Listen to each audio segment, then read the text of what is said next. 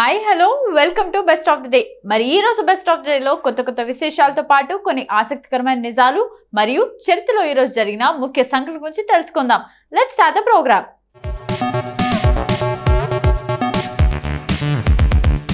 ఇటీవల పురుషుల హక్కుల గురించి గత పోరాటాలు వెలుగు చూస్తున్నాయి. కొంతకాలంగా కేవలం మహిళల అభివృద్ధి, మహిళల సాధికారత, మహిళల హక్కులు, మహిళల రక్షణ చుట్టూనే తిరుగుతున్న ప్రభుత్వాలు తయారు చేస్తున్న చట్టాలను పురుషుల హక్కుల సాధకులు తప్పుపడుతున్నారు. చట్టాలు అందరికీ సమానమన్నప్పుడు పురుషుల పట్ల మాత్రం వివక్ష దేనికి అంటూ ప్రశ్నిస్తున్నారు. వీరి ఆవేదనకు, ఆలోచనలకు, కార్యక్రమాలకు వేదికగా నిలుస్తోంది అంతర్జాతీయ పురుషుల దినోత్సవం. లక్ష్యం అదే: సమాజ అభివృద్ధి, కుటుంబం, వివాహం, పిల్లల సంరక్షణ రంగాల్లో పురుషుల, అబ్బాయిల, బాలుర జీవితాలు, విజయాలు, సమస్యల్ని గుర్తించే కార్యక్రమం ఇది. ఎవ్వరూ పట్టించుకోని పురుషులకు ఎదురయ్యే సవాళ్ల గురించి అవగాహన పెంచటమే అంతర్జాతీయ పురుషుల దినోత్సవ ప్రాథమిక లక్ష్యం.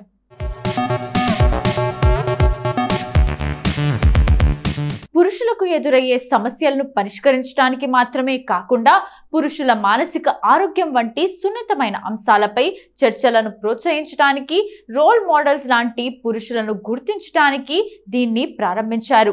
అంతర్జాతీయ నేపథ్యం: మహిళా దినోత్సవంలా పురుషుల దినోత్సవానికి పెద్దగా ప్రత్యేకత లేదు. వాస్తవానికి పురుషులకు అంకితమైన రోజు అంటూ ఒకటి చాలా కాలంగా ఉందని కూడా చాలా మందికి తెలియదు. అంతర్జాతీయ మహిళా దినోత్సవానికి చాలా ఏళ్ల చరిత్ర ఉన్నట్టే 1969 నుంచి అంతర్జాతీయ పురుషుల దినోత్సవం కూడా ఉంది. ప్రారంభం తర్వాత చాలా కాలం దీనిని జరుపుకోలేదు. తిరిగి 1999లో ట్రినిడాడ్ టొబాగోకు చెందిన వైద్యుడు డాక్టర్ డ్రైటో తిలక్ సింగ్ అంతర్జాతీయ పురుషుల దినోత్సవాన్ని పునఃప్రారంభించారు.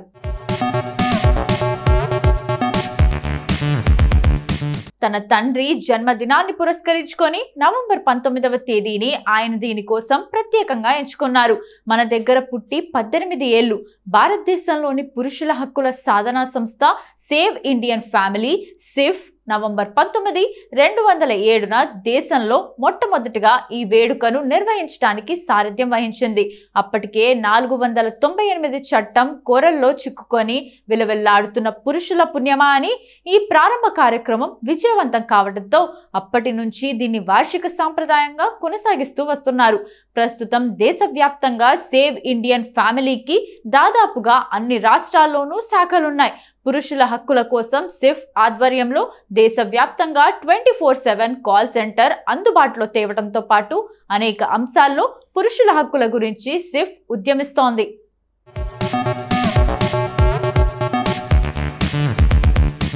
ఈ సంస్థ ప్రతినిధులతో ముచ్చటించినప్పుడు వీరు పంచుకున్న విశేషాలు వారి మాటల్లోనే.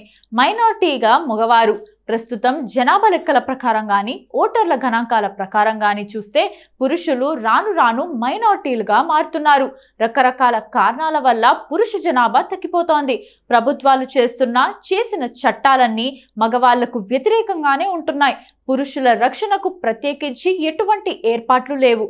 అంతేకాదు, పురుషులకు వ్యతిరేకంగా జరిగే నేరాలపై చర్చ లేదు. ఆ చట్టం దుర్వినియోగం. ఏది సవరణ? గత కొంతకాలంగా పురుషులను వేధించడానికి 498 లాంటి చట్టాల్ని దుర్వినియోగం చేస్తున్నారు. ఇటీవల NCRB గణాంకాల ప్రకారం చూస్తే 98% 498 కేసులు అన్యాయంగా మోసినవే.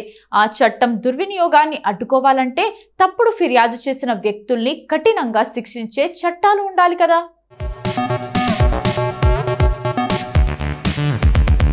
భారత్ జత చేసి IPC పేరు మారుస్తున్నారు. అంతకన్నా ముందు 498లో సవరణలు ముఖ్యం. సరే, మా పోరాటాల ఫలితంగా 498 కేసుల్ని డీల్ చేసే విషయంలో కొంత మార్పు వచ్చింది అనుకునేలోగానే గృహహింస చట్టం తెచ్చారు. ఇప్పుడు దీని దుర్వినియోగం పెరుగుతోంది. అలాగే లైంగిక దాడి, లైంగిక వేధింపుల వ్యతిరేక చట్టాలు పురుషుల్ని వేధించేందుకు అస్త్రాలుగా మారుతున్నట్టు ఆన్లైన్కు వస్తున్న ఫిర్యాదులను బట్టి తెలుస్తోంది. ఏళ్ల తరబడి సహజీవనంలో ఉండి ఇతరత్ర విభేదాలు వస్తే పురుషులపై రేప్ కేసులు పెడుతున్నారు. పురుషులకు రక్షణ ఏది? ఎక్కడ చూసినా మహిళాభివృద్ధి సంక్షేమం గురించే మాట్లాడుతున్నారు. పురుషుల హక్కులు, వారి రక్షణ గురించి ఎవరూ పట్టించుకోవటం లేదు. చిరుప్రాయంలో జరిగే లైంగిక దాడులు కూడా బాలుర మీదే ఎక్కువ. కానీ బేట బచావ్ అంటూ ఎవరు మాట్లాడరు.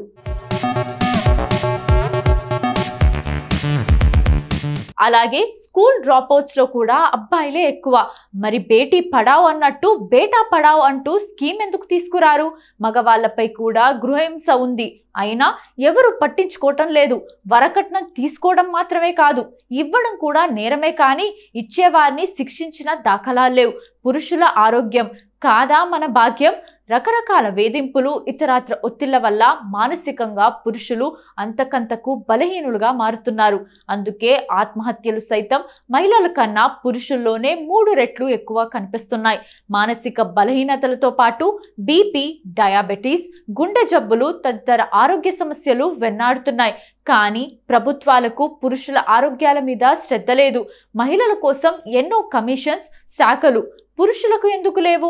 పశువులు, చెట్లకు, పిల్లలకు, ఆడవాళ్లకు ఉన్నాయి. ఇప్పటిదాకా అంతర్జాతీయ పురుషుల దినోత్సవం గురించి తెలుసుకున్నాం కదా. ఇక ఇదే రోజు ప్రపంచ టాయిలెట్ దినోత్సవం కూడా. మరి దీని గురించి కూడా తెలుసుకుందాం.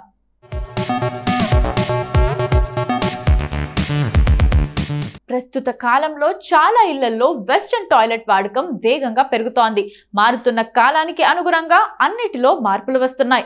ఆరోగ్య రక్షణ కోసం మరుగుదొడ్ల నిర్మాణంపై కేంద్ర ప్రభుత్వం ప్రత్యేకంగా ఫోకస్ పెట్టింది. బహిరంగ ప్రదేశాల్లో మలమూత్ర విసర్జన రహితంగా మార్చాలని ప్రభుత్వాలు ప్రయత్నాలు చేస్తున్నాయి. ప్రతి ఇంట్లో మరుగుదొడ్డి ఉండాలని ప్రత్యేక సబ్సిడీతో నిర్మాణాలను ప్రోత్సహిస్తోంది. అయితే ఇందులో భాగంగా కొందరు ఇండియన్ టాయిలెట్ ను ఇష్టపడుతుండగా మరికొందరు మాత్రం వెస్టర్న్ టాయిలెట్ ను ఏర్పాటు చేసుకుంటున్నారు. అయితే ఇందులో దేని ప్రయోజనాలు దానివి. అయితే ఇంట్లో టాయిలెట్ సీట్ వేసుకునేటప్పుడు ఏ కమోడ్ పెట్టుకోవాలి అనే ఆలోచన మీ మదిలో మెదిలింది. ఈ ప్రశ్నపై నిపుణులు ఏమంటున్నారో చూద్దాం.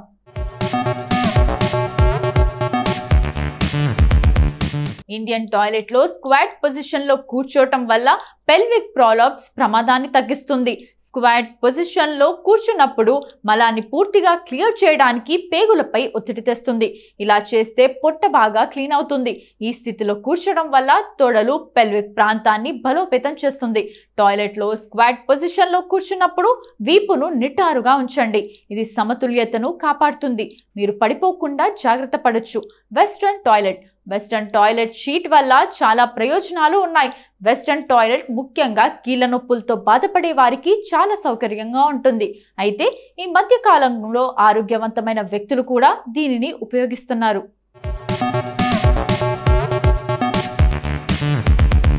ఇప్పుడు మీరు దీన్ని చాలా ఇళ్లలో, బహిరంగ ప్రదేశాల్లో చూడొచ్చు. ఏ టాయిలెట్ సీట్ బెస్ట్? ఒక వ్యక్తి ఇండియన్ టాయిలెట్ ను ఉపయోగించినప్పుడు అతని కాలి నుంచి తల వరకు మొత్తం శరీరం ఒత్తిడికి గురవుతుందని ఒక పరిశోధనలో కనుగొనబడింది. అయితే వెస్టర్న్ టాయిలెట్ లో సౌకర్యవంతమైన సౌకర్యాలు ఉన్నాయి. దాని కారణంగా వ్యక్తి అనారోగ్యానికి గురవుతాడు. ఇండియన్ టాయిలెట్ లో పొట్టను శుభ్రం చేయడానికి 3 నుంచి 3.5 నిమిషాలు పడుతుంది. అయితే వెస్టర్న్ టాయిలెట్ లో 5 నుంచి 7 నిమిషాలు పడుతుంది. దీని తర్వాత కూడా మీ కడుపు సరిగ్గా శుభ్రం చేయబడదు. ఎందుకంటే ఇండియన్ టాయిలెట్ ఉపయోగించడం వల్ల కడుపు, జీర్ణ వ్యవస్థపై ఒత్తిడి ఏర్పడుతుంది.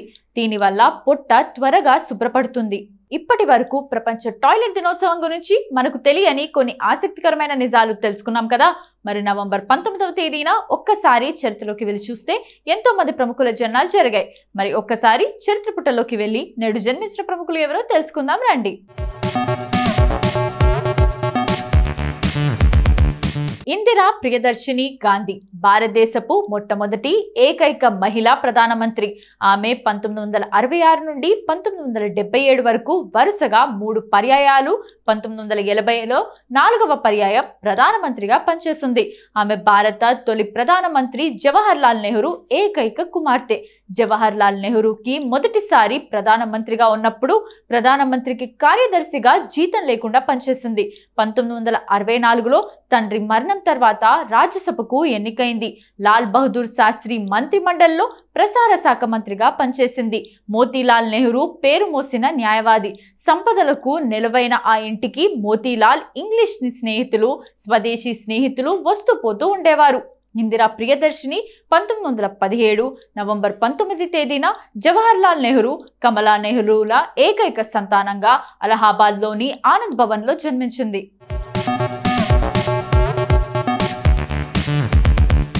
ఝాన్సీ లక్ష్మీబాయి 1857లో ఆంగ్లేయుల పరిపాలనకు వ్యతిరేకంగా జరిగిన మొదటి భారత స్వాతంత్ర సంగ్రామంలో ప్రముఖ పాత్ర పోషించింది.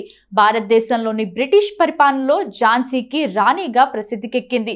1857లో భారతదేశ తిరుగుబాటుదారులలో ముఖ్యమైన వాళ్ళలో ఈమె ఒకరు. భారతదేశంలోని బ్రిటిష్ పరిపాలనను అడ్డుకున్న వాళ్ళకి ఈమె గుర్తుగా నిలిచారు. భారతదేశం జోన్ ఆఫ్ ఆర్క్ గా ఆమె భారతదేశ చరిత్రలో ఒక గొప్ప వ్యక్తిగా నిలిచిపోయింది. ఝాన్సీ లక్ష్మీబాయి అసలు పేరు మణికర్ణిక. ఆమె 1828వ సంవత్సరం నవంబర్ నెల 19న మహారాష్ట్రకు చెందిన సతారాలో ఒక కర్హాడి బ్రాహ్మణుల వంశంలో వారణాసిలో విక్రమనామ సంవత్సరం బహుళ పంచమి నాడు జన్మించింది. డిబి పర్నాసిస్ అనే చరిత్రకారుడు రాణి నవంబర్ 19, 1835వ సంవత్సరంలో జన్మించినట్లు ఆమె జీవిత చరిత్రలో పేర్కొన్నాడు. కానీ దీనికి వేరే చారిత్రక ఆధారాలు లేకపోవడం వల్ల 1828 అన్ని చోట్ల ఆమోదించబడింది.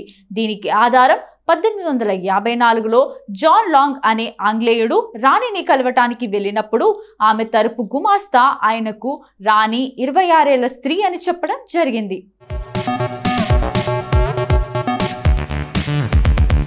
సో ఇదండి ఇవాల్టి బెస్ట్ ఆఫ్ ది ఎపిసోడ్. ఈ ఎపిసోడ్ అనేది ఈ రోజుకు సంబంధించిన కొన్ని ఆసక్తికరమైన విశేషాలు తెలుసుకోవడానికి ఉపయోగపడిందని అనుకుంటూ మళ్ళీ రేపటి ఎపిసోడ్లో కలుద్దాం. Bye bye.